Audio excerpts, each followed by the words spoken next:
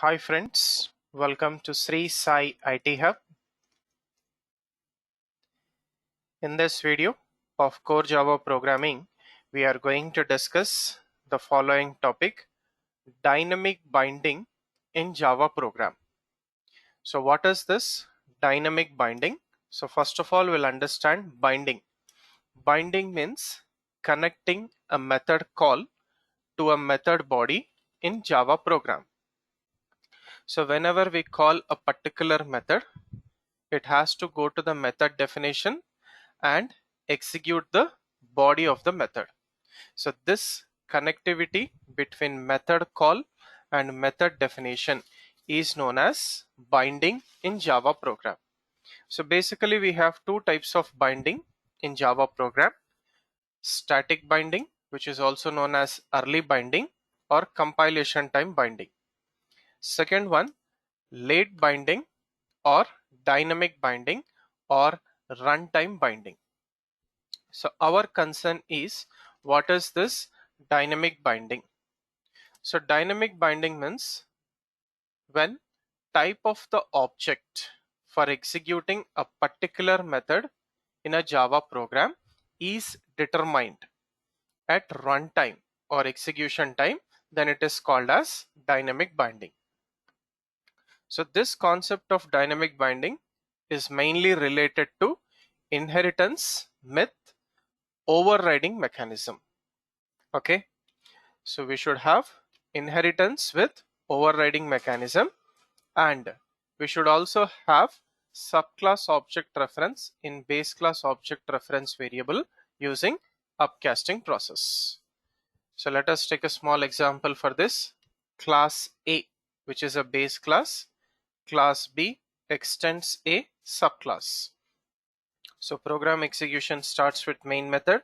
So in the main method, we'll create an object of subclass B because subclass is more powerful than base class. But after creating the object of subclass, we are storing its reference in base class object reference variable A. So here obj is of type class B and also it is of type class A because subclass is a kind of base class inheritance. So that's why here the object which is created for class B, it is of type itself as well as its base class type. This determination is not done at compilation time because object should be physically created and memory allocated with respect to class name @ hexadecimal number, which is also called as object reference code or hash code. So since this process is done at runtime, during runtime this determination is given to the JVM. So that's why it is called as runtime or dynamic binding. So let us try to demonstrate this with a small program with clear understanding. So take a new page. First write comments at the beginning of the program. I'm taking a base class A.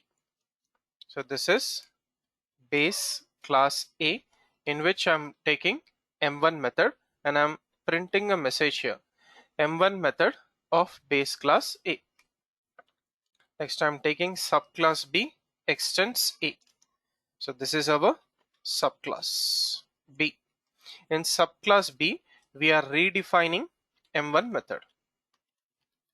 So we are redefining M1 method of base class A. So technically this is called as overriding because we are redefining with same name, same signature. And then we are printing a message here, overriding M1 method of subclass A. Okay.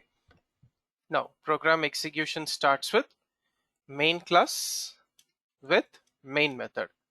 Now here we are creating an object of class B and storing its reference in base class A obj object reference variable.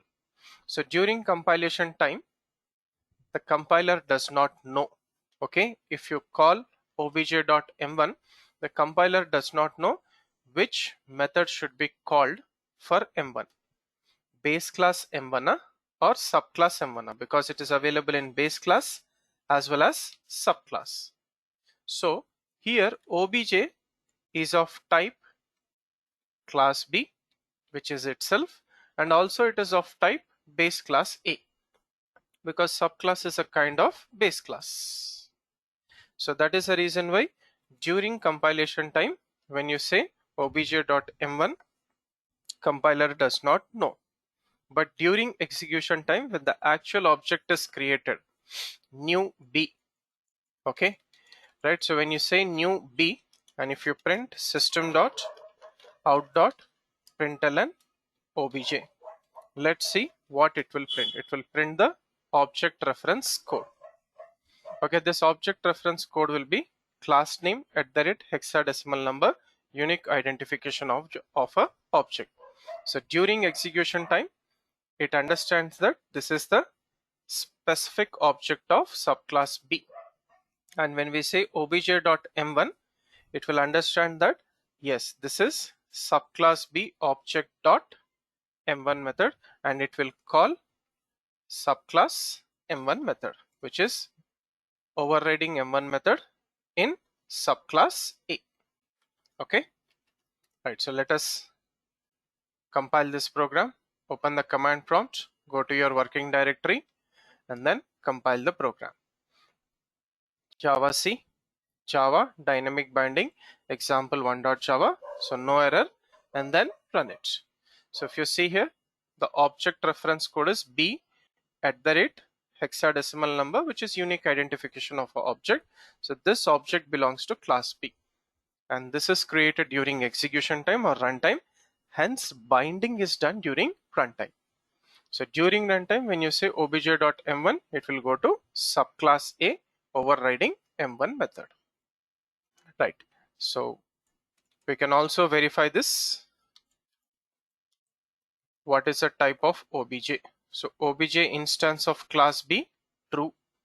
Obj instance of class A, true. So instance of operator, it is mainly used in upcasting process to check whether base class object reference variable is containing which subclass object reference code.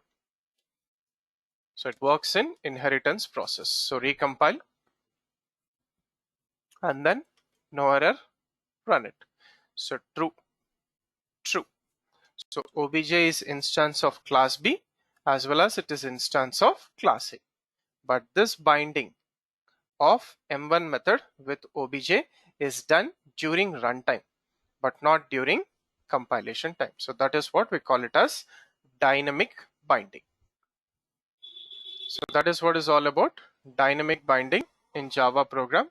So this concept is related to inheritance with overriding methods and calling the overriding method with base class object reference variable containing subclass object reference code using upcasting process.